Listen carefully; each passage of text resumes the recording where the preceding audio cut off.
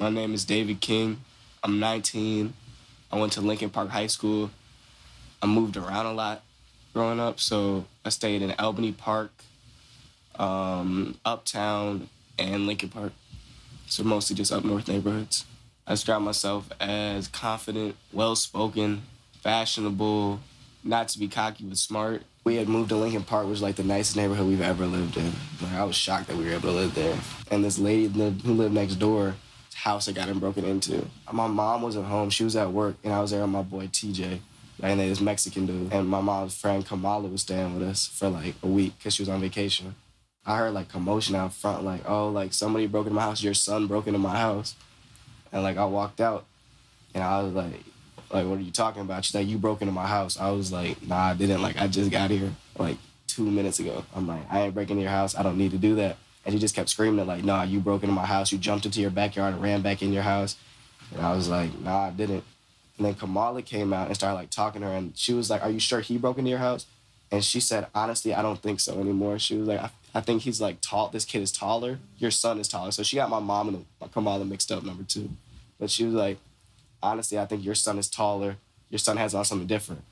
And she was like, the cops are on their way anyway. So the cops pulled up, and they were like asking what's up. And the minute they came, she's like, oh, her son broke into my house. And she was like, you just said he was wearing something different and taller. And the cops like, well, he could have changed. So let's not get to any suspicion. Then she's like, your son's more light than the boy who broke into my house. And they were still saying like, well, he could have changed. So they told me to stay in my house the rest of the day. And then the lady like just was like fixated on proving that I was the one who broke into her house for the rest of the day. Until like she had to realize like that wasn't me. I was 14. Like my mom and dad, they both had to sit down and have talks to me like if the cops do this, you gotta do this, you gotta do this. And like I'm like, yo, I hang out with white people. Like I probably don't gotta worry about this. I know when I'd hang out with James and his white friends, they'd probably just be like, well, what's this black dude doing with them? But he must be educated because he's with them. But you'll see me with my black friends, and they'll probably be like, look at all this group of like hoodlums and niggas, like causing a ruckus. So like, yeah, it just really depends on who you're with.